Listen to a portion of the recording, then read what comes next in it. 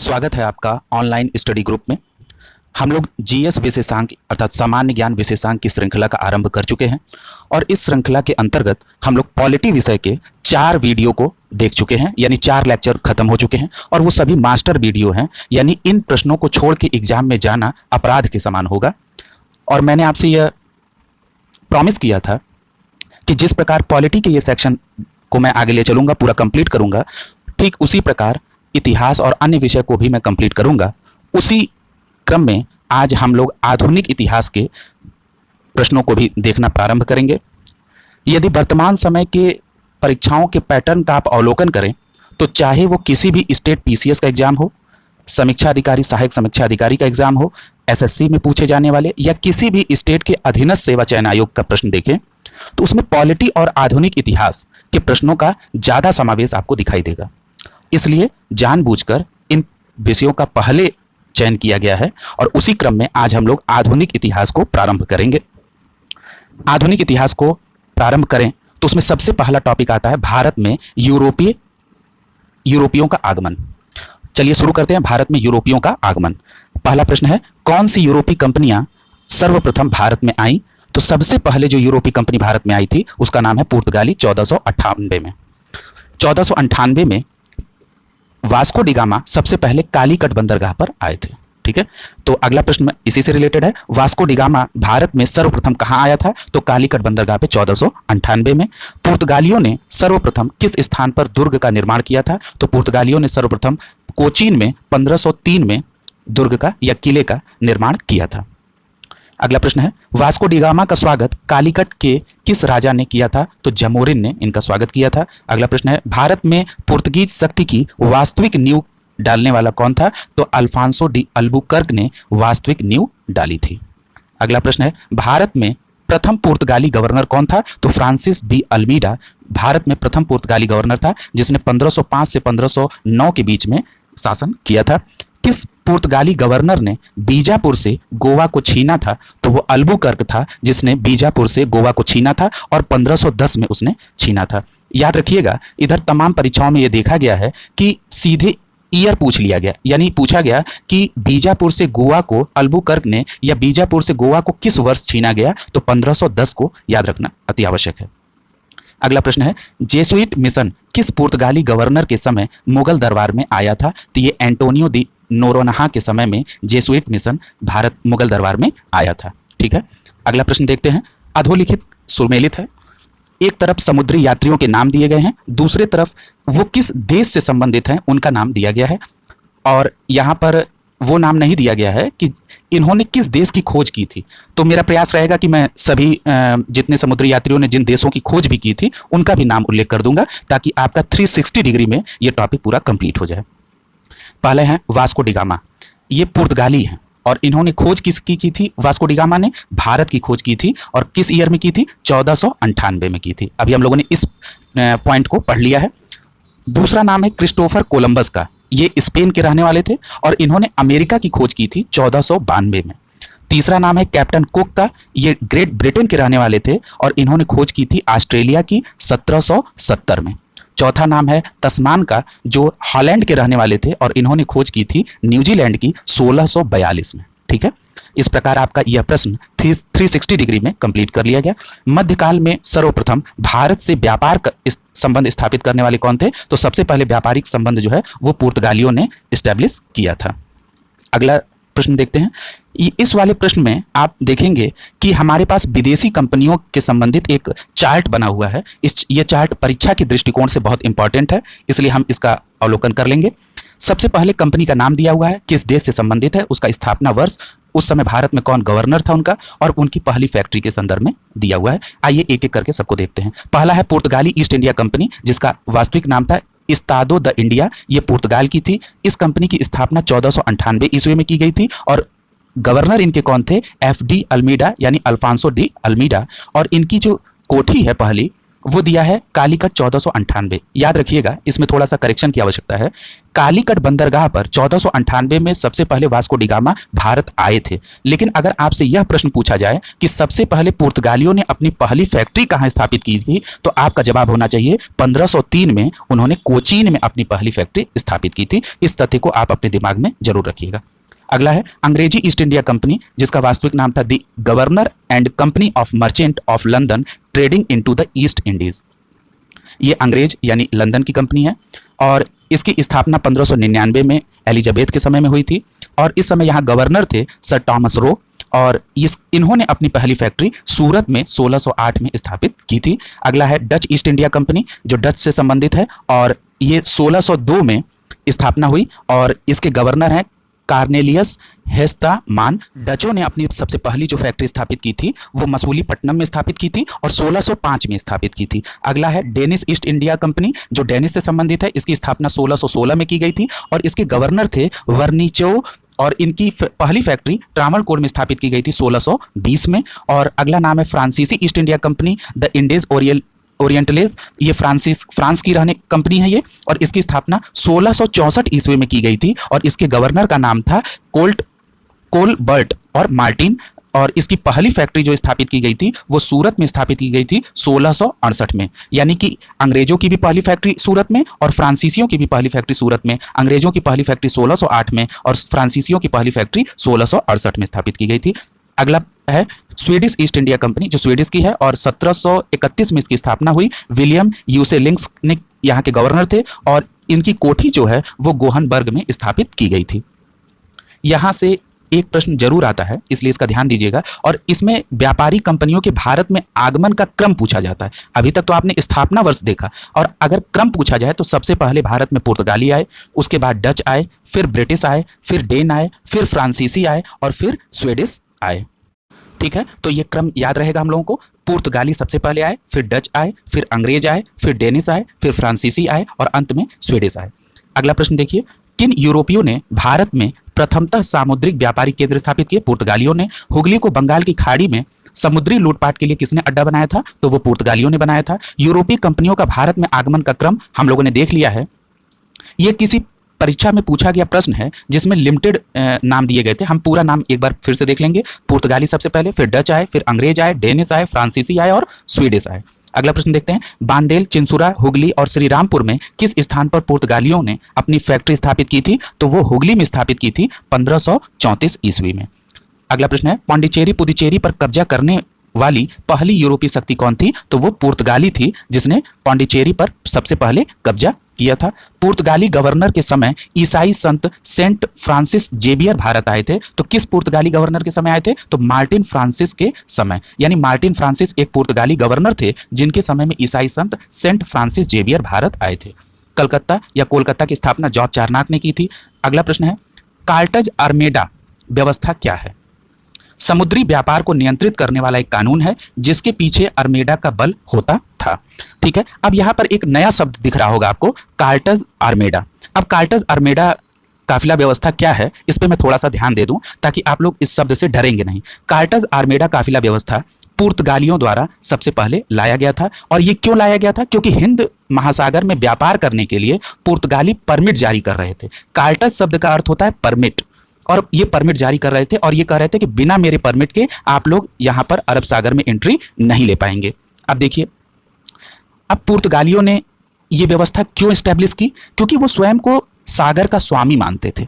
ठीक है, और यहाँ पे हमने कार्टेज आर्मेडा काफिला व्यवस्था शब्द का उल्लेख किया। काफिला व्यवस्था का मतलब ये होता था कि पुर्तगाली जो नाविक थे वो मेन नाविक के साथ स्कॉट करते हुए चलते थे, उनको सुरक्षा प्रदान करते हुए चलते थे। ठीक है, यानी उस सुरक्षा प्रदान करने का दो अर्थ था। एक तो ये कि उनके जो जहाज है उसको कोई लूटे ना, उसको ये सुरक्षा प्रदान करते थे। और दूसरा ये था कि कहीं उनके विपरीत, उनकी मानसिकता के विपरीत तो नहीं कोई व्यापारिक एक्टिविटी कर रहा है, तो वो भी एक तरीके से देखभाल हो जाती थी। तो इस प्रकार आपको कार्टेज आर्मेडा काफिला व्यवस्था पूरी अच्छी तरीके से समझ में आ गया होगा। अगला प्रश्न देखते हैं, भारत में यूरोपीय शक्तियों के प्रवेश के संदर्भ में अधोलिखित कथन सत्य है? पूर्वी भारत में अंग्रेजी कंपनी 1633 में ओडिशा में पहला कारखाना लगाया था। अभी हम लोगों ने ये देखा चार्ट के माध्यम से कि अंग्रेजों ने सबसे पहला कारखाना कब स्टैब्लिश किया था? 1608 में। और कहां पे किया था? सूरत में। अब यहां प्रश्न में आप देख रहे हैं शब्द का अंतर है, पूछ रहा है कि पूर्वी भारत में अंग्रेजों ने पहला कारखाना कहां स्टैब्लिश किया था, तो वो ओडिशा में और 1633 में। ठीक है, प्रश्न को अच्छे से समझिएगा। अगला प्रश्न है, अंग्रेजों ने अपना पहला कारखाना दक्षिण भारत में कहां पे बनाया था, तो वो था मछलीपट्टनम में। अगर सिंपल ये पूछा जाता कि अंग्रेजों ने भारत में अपना पहला कारखाना कहां स्टैब्लिश किया था, तो 1608 में सूरत में स्टैब्लिश किया था। अगले प्रश्न की तरफ चलते हैं। डुप्ले के नेतृत्व में फ्रांसीसियों ने 1746 में मद्रास पर कब्जा कर लिया था। यानी फ्रांसीसियों ने मद्रास पर कब्जा किसके नेतृत्व में? डुप्ले के नेतृत्व में, और 1746 में किया था। अगला कथन कह रहा है कि डचों ने पुर्तगालियों को पराजित किया और आधुनिक कोची में फोर्ट विलियम का निर्माण किया था। ठीक है, यानी डचों ने पुर्तगालियों को पराजित किया और आधुनिक कोची में उन्होंने फोर्ट विलियम्स का निर्माण किया था। लंदन में ब्रिटिश ईस्ट इंडिया कंपनी के गठन के समय भारत में बादशाह कौन था? तो बादशाह अकबर था उस समय, क्योंकि अकबर का कार्यकाल क्या था? 1556 से 1605। और जो लंदन में ब्रिटिश ईस्ट इंडिया कंपनी की स्थापना हुई थी वो कब हुई थी? 1599 में। ठीक है, इसलिए उस समय यहां कौन था समकालीन? अकबर। किस मुगल सम्राट के काल में ईस्ट इंडिया कंपनी ने भारत में सर्वप्रथम कारखाना स्थापित किया था? तो वो था जहांगीर के समय में। ठीक है, यहां पर एक पॉइंट का उल्लेख करना काफी जरूरी है कि जहांगीर से ही सबसे पहले इन्होंने अथॉरिटी लेकर अंग्रेजों ने 1600, और ये जो अथॉरिटी ली थी वो 1613 में ली थी। ठीक है, 1613 में जहांगीर ने ब्रिटिश ईस्ट इंडिया कंपनी को आधिकारिक तौर पर स्थायी कोठी स्टैब्लिश करने का आदेश परमिशन दिया था, और वो कहां पर स्टैब्लिश हुई थी? वो भी सूरत में स्टैब्लिश हुई थी। ठीक है, और इसके पीछे का एक कारण है, उसको भी हम लोग देख लेंगे कि 1608 में यहां पर ईस्ट इंडिया कंपनी ने अपनी एक अस्थायी फैक्ट्री सूरत में स्टैब्लिश कर दी। इसी समय कंपनी ने शाही कृपा प्राप्त करने के लिए एक कैप्टन हॉकिंस को 1608 में वहां से रवाना कर दिया, और उनके पास राजा जेम्स प्रथम का एक पत्र था। कैप्टन हॉकिंस 1609 में जहांगीर के दरबार में पहुंचे। उन्होंने बताया कि राजा जेम्स प्रथम ने हमको भेजा है, और कैप्टन हॉकिंस को तुर्की और फारसी भाषा का ज्ञान था। जहांगीर इससे काफी प्रभावित हुआ और उसने हॉकिंस को 400 का मनसब, एक जागीर और खान की उपाधि दी, और कैप्टन हॉकिंस जो है सूरत में स्थायी फैक्ट्री खोलने का उनसे परमिशन भी ले लिया। और इसी के बाद 1608 के बाद 1613 में सूरत में कंपनी का स्थायी फैक्ट्री स्टैब्लिश हुआ। ये पूरी कहानी थी। आगे चलते हैं।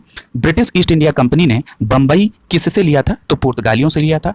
पुर्तगाली व्यापारी का मुख्य उद्देश्य क्या था? तो अरबों को पूर्वी व्यापार से हटाना था। नीनो दी कुन्हा ने भारत में कहां पुर्तगाली बस्तियों की स्थापना की थी? तो सेंट थोमी मद्रास में और हुगली में स्थापना की थी। भारत में प्रथम प्रेस की स्थापना किसने की थी? पुर्तगालियों ने। डच कहाँ के निवासी थे? नीदरलैंड के। डच कंपनी का नाम क्या था? Dutch United East India Company of Netherland. Sumatra तथा बैंटम पहुंचने वाला प्रथम डच नागरिक कौन था? तो कारेनस डे हस्तमान था। किसने भारत में प्रथम फैक्ट्री स्थापित की थी? किसने भारत में प्रथम डच फैक्ट्री स्थापित की थी? तो पहली डच फैक्ट्री किसने स्थापित की थी? बादेर हेग ने स्थापित की थी मसूलीपट्टनम में। और मसूलीपट्टनम कहां पे स्टैब्लिश है? ये स्टैब्लिश है, मसूलीपट्टनम कहां पे है? आंध्र प्रदेश में स्टैब्लिश है। ठीक है, और डचों ने जो पहली फैक्ट्री मसूलीपट्टनम में स्टैब्लिश की थी वो आपने चार्ट में देखा था, याद होगा आपको, वो 1605 में की थी। ठीक है, आगे चलते हैं। भारत के साथ व्यापार के लिए सर्वप्रथम संयुक्त पूंजी कंपनी किन लोगों ने प्रारंभ किया था? तो संयुक्त पूंजी कंपनी सबसे पहले डचों ने प्राप्त किया था। ठीक है, किसने प्राप्त किया था? डचों ने प्राप्त किया था।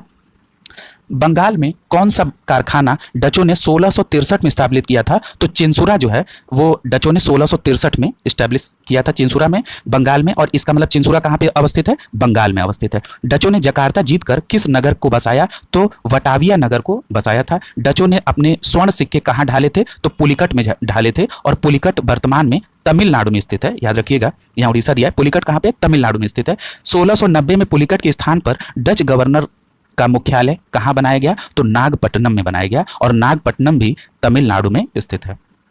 डच कंपनी का व्यापार किस नीति पर आधारित था? तो यह सहकारिता की नीति पर आधारित था। डचों की शक्ति किस युद्ध में समाप्त हो गई। तो डचों को बेदरा के युद्ध में पराजित किया था। किसने बेदरा के युद्ध में पराजित किया था? अंग्रेजों ने पराजित किया था। याद रखिएगा, डचों की जो शक्ति का पराभव है वो अंग्रेजों ने बेदरा के युद्ध में किया था और 1759 में किया था। ईयर भी याद रखिएगा, 1759 में किया था। डच व्यापार के विस्तार का समय था 1630 से 1665। ठीक है। अगला प्रश्न है, डचों ने सूरत में डचों की काफी नील मिलती थी, यह कहाँ तैयार की जाती थी? तो मध्य भारत और सुमात्रा में तैयार की जाती थी। अगला प्रश्न है, भारत में भारतीय वस्त्र को निर्यात की वस्तु बनाने का श्रेय किसको दिया जाता है? तो वो डचों को दिया जाता है। यानी भारतीय वस्त्र को निर्यात की वस्तु बनाने का श्रेय जो है वो किसको जाता है? डचों को जाता है। डचों का मुख्य लक्ष्य क्या था? तो दक्षिण पूर्व एशिया के टापुओं यानी द्वीपों से व्यापार करना। अगला प्रश्न है, किसने कहा था कि यूरोपीय लोग मधुमक्खी की तरह हैं, जिन्हें यदि छेड़ा गया तो काट लेंगे और यदि न छेड़ा जाए तो ये शहद देंगे? ये कहा था अलीवर्दी खान ने। यहाँ पे एक इंटरेस्टिंग वाकया याद आ रहा है, वो मैं आप लोगों के साथ शेयर करूंगा। जब मैं इतिहास का, आधुनिक इतिहास को शुरू में पढ़ने के लिए एक प्रयास कर रहा था याद करने की, तो ये तो भाई कोई तथ्य तो है नहीं या किसी से कोरिलेट कर दिया जाए, ये तो स्टेटमेंट है, उनके मन की उपज है, उन्होंने स्टेटमेंट में जाहिर कर दी। अब इसको याद कैसे किया जाए कि किसने कहा था? तो इनका नाम है अलीवर्दी खां। वर्दी शब्द हमने से पकड़ा था, हमने कहा वर्दी इन्होंने मधुमक्खियों की डर से पहना है। ठीक है, तो इससे ये कोरिलेट हुआ था। खैर, ये तो मैंने अपनी बात बताई। अगला प्रश्न देखिए, 1630 में मैड्रिड की संधि किसके बीच में हुई थी? तो ये अंग्रेजों और पुर्तगालियों के बीच में मैड्रिड की संधि हुई थी। पूर्वी व्यापार पर अंग्रेजों के अधिकारों को पुर्तगीजों ने कब स्वीकार किया? तो जुलाई 1654 में स्वीकार किया। मुगल शासक शाहजहां के समय किस मुगल सूबेदार ने पुर्तगाली केंद्र हुगली पर कब्जा किया था? तो कासिम खान ने कब्जा किया था। यानी कि मुगल शासक शाहजहां का समय था और कासिम खान ने पुर्तगालियों के केंद्र हुगली पर कब्जा कर लिया। 17वीं शताब्दी में भारत से किए जाने वाले मसालों के व्यापार पर किसका एकाधिकार था? तो 17वीं शताब्दी में मसालों के व्यापार पर डचों का एकाधिकार था। The governor and the company of merchant of London trading into the east India, ये ईस्ट इंडिया कंपनी का वास्तविक नाम है, कई बार परीक्षाओं में ऐसे पूछ भी दिया जाता है, और इसकी स्थापना 1599 में हुई थी। अगला प्रश्न है, 1599 में स्थल मार्ग से भारत आने वाला अंग्रेज व्यापारी कौन था? तो जॉन मल्डेन हॉल था। ब्रिटिश कंपनियों में से भारत में व्यापार सर्वप्रथम अधिकार किसे प्राप्त हुआ था? तो सबसे पहले लिवेंट कंपनी को 1593 में प्राप्त हुआ था और उसके बाद ईस्ट इंडिया कंपनी को 31 दिसंबर 1600 को प्राप्त हुआ था। ठीक है, उस समय एलिजाबेथ थी, उन्होंने ईस्ट इंडिया कंपनी को 15 वर्षों के लिए पूर्वी अधिकार का पत्र जारी किया था।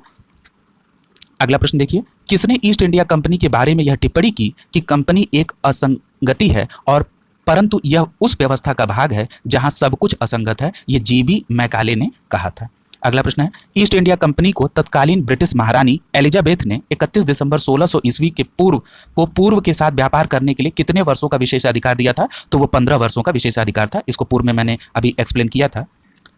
अगला प्रश्न है, ईस्ट इंडिया कंपनी के किस अंग्रेज गवर्नर को औरंगजेब ने भारत के बाहर निष्कासित किया था? तो वो नाम था जॉन चाइल्ड का। अंग्रेजों ने भारत के पश्चिमी तट पर स्थित सूरत में अपनी पहली फैक्ट्री 1613 ईस्वी में स्थापित की।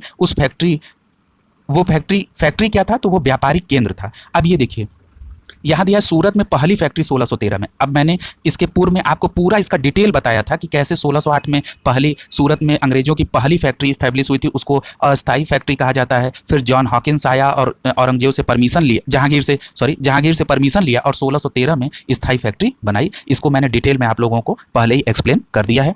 आगे आप देख रहे हैं आंग्ल फ्रांसीसी कर्नाटक युद्ध के एक चार्ट बना हुआ है, काफी महत्वपूर्ण है आंग्ल फ्रांसीसी कर्नाटक युद्ध। इसको देखते हैं। आंग्ल फ्रांसीसी कर्नाटक युद्ध 3 युद्ध हुए थे और वो पहला युद्ध था कर्नाटक का प्रथम युद्ध। ठीक है, 1746 से 1748 के बीच। और कारण क्या था? ऑस्ट्रिया का उत्तराधिकारी युद्ध जो है इसका कारण बना। और इस प्रथम कर्नाटक युद्ध में संधि हुई एक्सला चैपल की संधि, या इसको एक्सला शापल भी कहा जाता है। ये 1748 में हुई। इसमें परिणाम क्या हुआ? इस युद्ध में भारतीय नरेशों की दुर्बलता को प्रकट कर दिया। ठीक है, और इसी प्रथम कर्नाटक युद्ध के बीच सेंट थोमे या अडयार का युद्ध भी हुआ था। सेंट थोमे और अडयार का युद्ध भी हुआ था। ठीक है, अब आगे चलते हैं।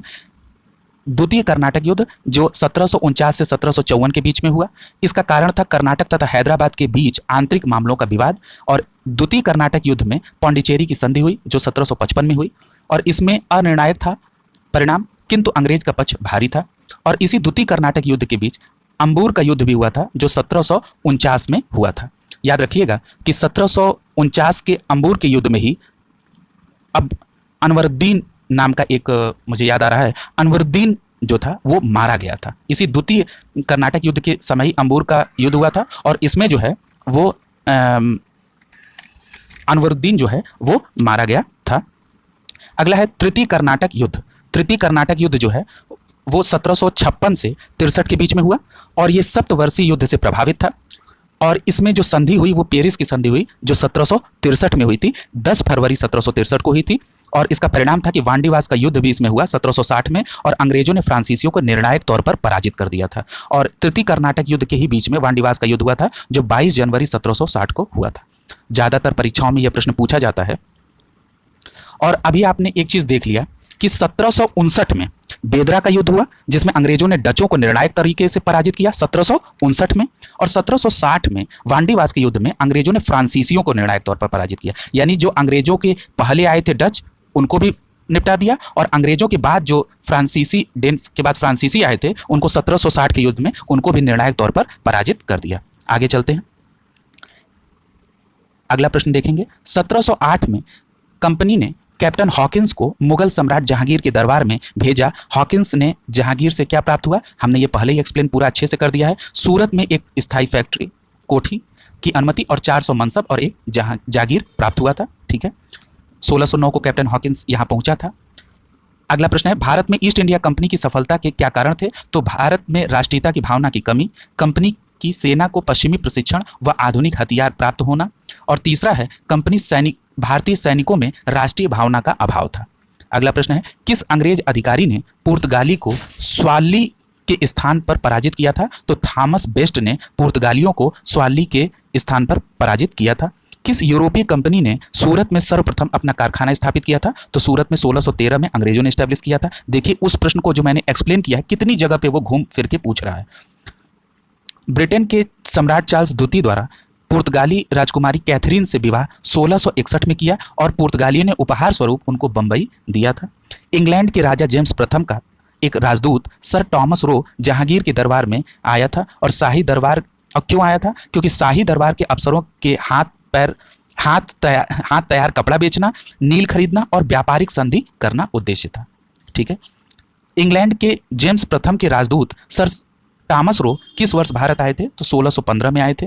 1611 ईस्वी में अंग्रेजों ने दक्षिण भारत में अपनी पहली फैक्ट्री मसूलीपट्टनम में स्थापित की, लेकिन जल्द ही अपनी गतिविधियों का केंद्र मद्रास कर दिया।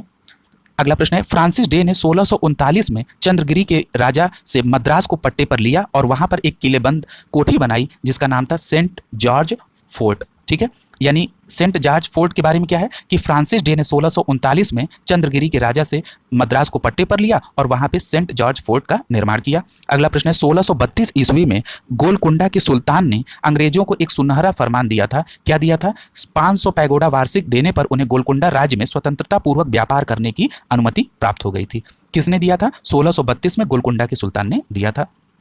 जॉब चारनाक ने कलकत्ता शहर की स्थापना की तथा फोर्ट विलियम किले का निर्माण किया जिसके प्रथम अध्यक्ष कौन थे? चार्ल्स आयर कूट थे। कौन सा युद्ध भारत में ब्रिटिश प्रभुत्व को प्रारंभ किया था? तो भारत में ब्रिटिश प्रभुत्व को प्रारंभ किया था प्लासी के युद्ध ने जो 1757 में पश्चिम बंगाल में हुआ था। अब यहाँ प्लासी का युद्ध चर्चा में आ गया और ज़्यादातर परीक्षाओं में प्लासी का युद्ध किसी न किसी तरीके से जरूर पूछ लिया जाता है। तो एक हल्का सा मैं इंट्रो यहाँ पर दे रहा हूँ। जब हम लोग पश्चिम बंगाल को देखेंगे तो वहाँ पर हम लोग प्लासी के युद्ध को जरूर रिवाइज करेंगे। प्लासी का युद्ध जो था वो 23 जून 1757 को हुआ था और प्लासी का युद्ध जो था उसमें अंग्रेज सेनापति रॉबर्ट क्लाइव थे और ये युद्ध हुआ बंगाल के नवाब सिराजुद्दौला के बीच। और इस युद्ध में, इस प्लासी के युद्ध में सिराजुद्दौला हार गए। उसका कारण था कि मीर जाफर ने उनके साथ धोखाधड़ी की और जब प्लासी का युद्ध समाप्त हुआ तो मीर जाफर को इसका उपहार भी मिला, इसको नवाजा भी गया इस बेईमानी करने के लिए और उनको बंगाल का नवाब बनाया गया। और इसी प्लासी को युद्ध को जीतने के बाद भारत में ब्रिटिश प्रभुत्व का प्रारंभ होता है। तो याद रखिएगा 23 जून 1757 को प्लासी का युद्ध हुआ था।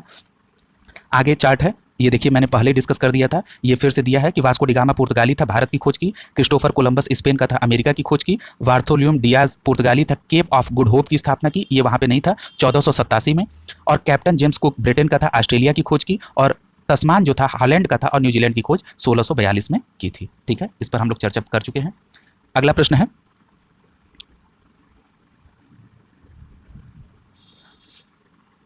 फ्रांसिस ईस्ट इंडिया कंपनी की स्थापना किसके शासनकाल में हुई थी? तो लुई 14वें के शासनकाल में फ्रांसिस ईस्ट इंडिया कंपनी की स्थापना 1664 में हुई थी। भारत में फ्रांसीसी कंपनी के संस्थापक कौन थे? तो कॉलबर्ट थे 1664 में। भारत में फ्रांसीसियों ने अपनी पहली कोठी 1668 में सूरत में स्थापित की थी। ठीक है, और ये कौन थे, किसके द्वारा की गई थी? फ्रैंको कैरो के द्वारा की गई थी। फ्रांसीसियों और अंग्रेजों के मध्य जो पेरिस का युद्ध हुआ था वो 1763, यहाँ 65 दिया हुआ है, जबकि पेरिस का जो संधि हुई है फ्रांसीसियों और अंग्रेजों के बीच में कर्नाटक के तृतीय युद्ध में हुई। और कब हुई थी? 10 फरवरी 1763 को हुई थी, अंग्रेजों और फ्रांसीसियों के मध्य में। ठीक है, और यही वो कर्नाटक का तृतीय युद्ध है जो सप्तवर्षीय युद्ध से प्रभावित था। सप्तवर्षीय युद्ध का तात्पर्य यह है कि यूरोप में अंग्रेज और फ्रांसीसियों के मध्य एक युद्ध प्रारंभ हुआ, जिसके कारण भारत में भी एक युद्ध कर्नाटक के तृतीय युद्ध के तौर पर प्रारंभ हो गया। और जब वहां पर पेरिस की संधि हुई 1763 में, उसी के परिणाम स्वरूप कर्नाटक का युद्ध भी, तीसरा युद्ध, समाप्त हुआ। अगला प्रश्न है, कर्नाटक के नवाब अनवरुद्दीन को फ्रांसीसियों ने किस युद्ध में मार दिया था? तो ये मैंने आपको पहले ही चर्चा कर लिया था कि जो अंबूर का युद्ध था 1749 में अनवरुद्दीन को मारा गया, वो किस में मारा गया था? अंबूर के युद्ध में 1749 में हुआ था। ठीक है, और अगला प्रश्न पूछ रहा है कि किस युद्ध के कारण यूरोप में सप्तवर्षीय युद्ध का आरंभ होना था? तो कर्नाटक, मतलब ये पूछ रहा है कि सप्तवर्षीय युद्ध के कारण कौन सा युद्ध प्रारंभ हुआ था? तो कर्नाटक का तृतीय युद्ध, मैं एक्सप्लेन कर चुका हूं। कर्नाटक युद्ध का कौन सा तात्कालिक कारण था? तो अंग्रेजों और फ्रांसीसी जहाजों का अधिग्रहण, यानी अंग्रेजों द्वारा जो फ्रांसीसी जहाजों का अधिग्रहण था वो यहाँ का तात्कालिक कारण था। कर्नाटक युद्ध किन किन के मध्य लड़ा गया? तो अंग्रेज और फ्रांसीसियों के मध्य। कौन प्रथम यूरोपीय व्यक्ति था जिसने भारतीय राजाओं के झगड़ों में भाग लेने की नीति स्टैब्लिश की? तो वो डुप्ले था। भारत में फ्रांसीसियों ने अपना पहला कारखाना कहाँ स्थापित किया था? तो सूरत में 1668 में किया था। फ्रांसीसी दक्कन के शक्तिशाली आंदोलन स्थापित करने में असफल रहे। क्यों? क्योंकि अंग्रेजों की फौज शक्तिशाली थी। वह क्षेत्र जहां यूरोप वासियों को सोरा और अफीम प्राप्त होता था, तो वो कौन सा जगह था? तो वो बिहार से प्राप्त होता था। डच, इंग्लिश, फ्रांसीसी और पुर्तगाली में से कौन एक यूरोपीय स्वतंत्रता पूर्व भारत में व्यापारी के रूप में सबसे अंत में आए थे? देखिए मैंने आपसे कहा था ना कि भारत में आने का जो यूरोपीय कंपनियों का क्रम है वो किसी न किसी रूप में प्रश्नों में जरूर आता है। देखिए ये प्रश्न वही है, लेकिन बस शब्दों का अंतर है। अब इन्होंने इन नाम को का दिया और पूछ दिया कि सबसे अंत में कौन आया था। अगर आपको क्रम याद है कि सबसे पहले पुर्तगाली आए, फिर डच आए, फिर अंग्रेज आए, फिर डेनिश आए, फिर फ्रांसीसी आए, फिर अंत में कौन आया था? स्वीडिश। ठीक है, तो आपको ये क्लियर कट जवाब मिल जाएगा कि फ्रांसीसी इसमें सबसे अंत में आए थे। अधोलिखित में से अंग्रेजों की भारत को कोई देन नहीं है, मतलब इसमें से कह रहा है कि जो ये है ये अंग्रेजों की देन नहीं है। मृदा के स्वरूप तथा उपज के गुणों के आधार पर भूमि राजस्व का मूल्यांकन अंग्रेजों ने नहीं दिया था। युद्ध में चलती फिरती तोपों का उपयोग अंग्रेजों का नहीं है। तंबाकू और लाल मिर्च की खेती भी अंग्रेजों द्वारा नहीं की गई थी। भारत में ब्रिटिश साम्राज्य की स्थापना किसने की थी? तो रॉबर्ट क्लाइव को भारत में ब्रिटिश साम्राज्य की स्थापना का श्रेय दिया जाता है, इसीलिए उन्हें स्वर्ग से उत्पन्न सेना नायक भी कहा जाता है। किसको? रॉबर्ट क्लाइव को। अगला प्रश्न है, डचों ने पुर्तगालियों को पराजित कर आधुनिक कोची में फोर्ट विलियम्स का निर्माण किया था 1663 ईस्वी में। ठीक है, अब आगे शुरू करेंगे सिख राज्य। ठीक है, आज सिख राज्य भी कंप्लीट कर लेंगे। सिख राज्य किस मिसल, रणजीत सिंह किस मिसल से संबंधित थे? तो सुकरचकिया मिसल से रणजीत सिंह संबंधित थे। दिल्ली, काबुल, मकराना और श्रीनगर में रणजीत सिंह के राज्य में सम्मिलित था, तो श्रीनगर रणजीत सिंह के राज्य में सम्मिलित था। यहाँ एक बात आपको जान लेना आवश्यक है कि रणजीत सिंह का जो राज्य था वो 4 सूबों में बटा था। पहला था पेशावर, दूसरा था कश्मीर, तीसरा था मुल्तान और चौथा था लाहौर। ठीक है, और आप आगे पढ़ेंगे कि लाहौर को ही रणजीत सिंह ने अपने राज्य की राजधानी बनाई थी। ठीक है, अगला प्रश्न है, रणजीत सिंह ने सुप्रसिद्ध कोहिनूर हीरा कहां से प्राप्त किया था? तो शाहसुजा से प्राप्त किया था। किसने कहा था कि ईश्वर की इच्छा थी कि मैं सब धर्मों को एक निगाह से देखूं, इसलिए उन्होंने मेरी दूसरी आंख की रोशनी ले ली? तो महाराजा रणजीत सिंह ने यह कहा था। महाराजा रणजीत सिंह के उत्तराधिकारी का नाम खड़क सिंह था। अगला प्रश्न है, पंजाब के पूर्व महाराजा दलीप सिंह के विषय में कौन सा कथन सही है? तो 23 अक्टूबर 1893 को उनका निधन पेरिस में हो गया था। अगला प्रश्न है, दारा सिकोह ने किस सिख गुरु को मुगल शहजादियों से विवाह संबंध स्थापित करने के लिए आमंत्रित किया था? तो हर राय को आमंत्रित किया था। जफरनामा किसकी कृति है? तो गुरु गोविंद सिंह की कृति है। याद रखिएगा, गुरु गोविंद सिंह को किसने छुरा मारा था? तो अजीम खान ने मारा था। आदि ग्रंथ की रचना किसने की थी? तो गुरु अर्जुन देव ने की थी। आदि ग्रंथ की स्थापना गुरु अर्जुन देव ने। किस सिख गुरु को सिखों को लड़ाकू बनाने का श्रेय दिया जाता है? तो गुरु गोविंद सिंह को दिया जाता है। गुरुमुखी लिपि के आविष्कारक कौन है? तो गुरु अंगद को, यानी गुरुमुखी लिपि के आविष्कारक कौन है? गुरु अंगद हैं। पंजाब में अमृतसर नगर को स्थापित किया था? तो गुरु रामदास ने पंजाब में अमृतसर नगर को स्टैब्लिश किया था। यह प्रश्न बहुत पूछा जाता है। किस सिख गुरु ने विद्रोही राजकुमार खुसरो की सहायता धन और आशीर्वाद से की थी? पूछ रहा है कि एक विद्रोही राजकुमार था खुसरो, जिसको मदद किया धन और आशीर्वाद से, किसने किया था? गुरु अर्जुन देव ने किया था। ठीक है, किसने किया था? गुरु अर्जुन देव ने। और इसका उनको खामियाजा भी भुगतना पड़ा था। जहांगीर ने इसी के कारण उनको मृत्युदंड भी दे दिया था। ठीक है, यानी कि उन्होंने कहा कि आपने खुसरो की सहायता क्यों की, इसी से नाराज होकर जहांगीर ने गुरु अर्जुन देव को कोई मृत्युदंड दिया था। आदि ग्रंथ को संकलित 1604 में किसने किया था? वो भी अर्जुन देव ने किया था आदि ग्रंथ को। गुरु गोविंद सिंह की महानता निहित है किसमें? उन्होंने सिखों की सैनिक व्यवस्था का गठन किया था। समर्थ रामदास को किसके शासनकाल से संबंधित माना जाता है? तो वो औरंगजेब से संबंधित थे रामदास। किस सिख गुरु को अकबर ने 500 बीघा जमीन दी थी? तो गुरु रामदास को दी थी और यहीं पर अमृत शहर की स्थापना हुई। हेमकुंड किस लिए प्रसिद्ध है? तो यहाँ प्रसिद्ध सिख गुरुद्वारा स्थित है। खालसा पंथ 1699 में इसकी स्थापना किसने की थी? तो ये गुरु गोविंद सिंह ने की थी। याद रखिएगा, कई बार इसमें ईयर भी पूछ लेता है, तो 1699 याद रखिएगा। किस सिख गुरुओं को तत्कालिक शासकों ने मृत्युदंड दिया था? आ गया, गुरु अर्जुन देव को जहांगीर ने और गुरु तेग बहादुर को औरंगजेब ने मृत्युदंड दिया था। अगला प्रश्न है, नांदेड़ गुरुद्वारा क्यों प्रसिद्ध है? तो 10वें और अंतिम गुरु गुरु गोविंद सिंह कि नांदेड़ में एक अफगान सरदार द्वारा हत्या कर दी गई थी। उनकी समाधि स्थल पर उक्त गुरुद्वारा स्थित है। यानी नांदेड़ में जो गुरुद्वारा है वहाँ 10वें और अंतिम गुरु गुरु गोविंद सिंह की हत्या कर दी गई थी और वहीं पर उनकी उसी जगह पर एक गुरुद्वारे का निर्माण किया गया है। याद रखिएगा कि सिख धर्म में 10 गुरु हुए, जिसमें सबसे पहले गुरु गुरु नानक थे। ठीक है, और अंतिम और 10वें गुरु कौन थे? गुरु गोविंद सिंह थे। गुरु नानक ने अपने उत्तराधिकारी किसे नियुक्त किया था? तो गुरु अंगद को नियुक्त किया था। आगे चार्ट भी उपलब्ध है। यहाँ सिख गुरुओं के बारे में दिया है, तो मैं सिख गुरु का नाम और उनकी उपलब्धियां यहाँ व्याख्या कर रहा हूँ।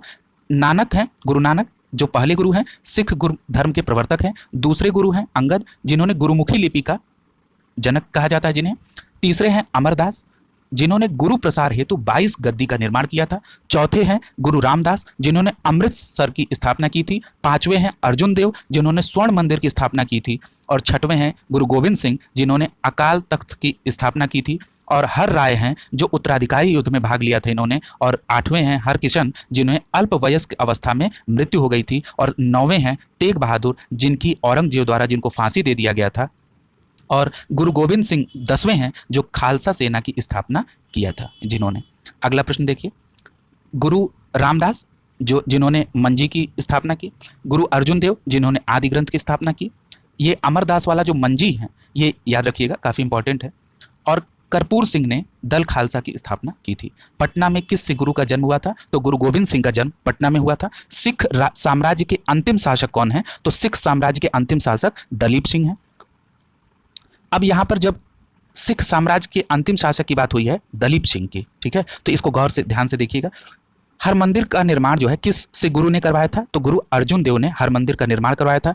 तरन तारण और करतारपुर नगरों की स्थापना गुरु अर्जुन देव ने की थी। और मसनद प्रथा का आशय क्या है? तो मसनद प्रथा सिखों को यह कहा जाता है कि वह अपनी आय का 10वां भाग गुरु को देना चाहिए, उसी को मसनद कहा जाता है। अगला है कि बंदा बहादुर का मूल नाम लक्ष्मण देव था और उनको यह नाम किसने दिया था? तो गुरु गोविंद सिंह ने दिया था। अब यहाँ पे बंदा बहादुर का जिक्र आ गया है, तो बंदा बहादुर से संबंधित एक फैक्ट बहुत इंपॉर्टेंट है जो मैं आगे बताना भी चाहता था। बंदा बहादुर प्रथम सिख राज्य की स्थापना इन्होंने की थी। और बंदा बहादुर के संदर्भ में एक और है कि बंदा बहादुर की जो हत्या है वो फर्रुखसियर के समय में हुई थी। ठीक है, तो बंदा बहादुर से संबंधित ये 3-4 प्रश्न पूछे जाते हैं कि बंदा बहादुर का मूल नाम क्या है? तो लक्ष्मण देव। ये नाम किसने उनको बंदा बहादुर किसने? गुरु गोविंद सिंह ने कहा। और बाकी जो 2 तथ्य हमने बताया कि प्रथम सिख राज्य की स्थापना और मृत्युदंड फर्रुखसियर के शासनकाल में। इस प्रकार आज हमारा आधुनिक इतिहास का प्रथम लेक्चर कंप्लीट होता है। इसी प्रकार हम मास्टर वीडियो के माध्यम से पूरे आधुनिक इतिहास को कंप्लीट करेंगे। साथ ही साथ हमारा पॉलिटी का भी लगातार पैरेलल वीडियो आता रहेगा। आपने आधुनिक इतिहास के इस वीडियो को पूरा देखा, इसके लिए आपका बहुत बहुत धन्यवाद। निश्चित तौर पर हम सब परिश्रम करके, आप भी एक परिश्रम कर रहे हैं अपनी आपको सफल देखने के लिए, और आप लोगों की सफलता को सुनिश्चित करने के लिए हम भी मेहनत करके इस वीडियो को ला रहे हैं। इसलिए आपको अगर ये वीडियो अच्छा लगा हो तो लाइक करें, चैनल को सब्सक्राइब करें और निश्चित तौर पर अपने दोस्तों में इसको शेयर करें ताकि वीडियो की पहुंच ज़्यादा से ज़्यादा लोगों तक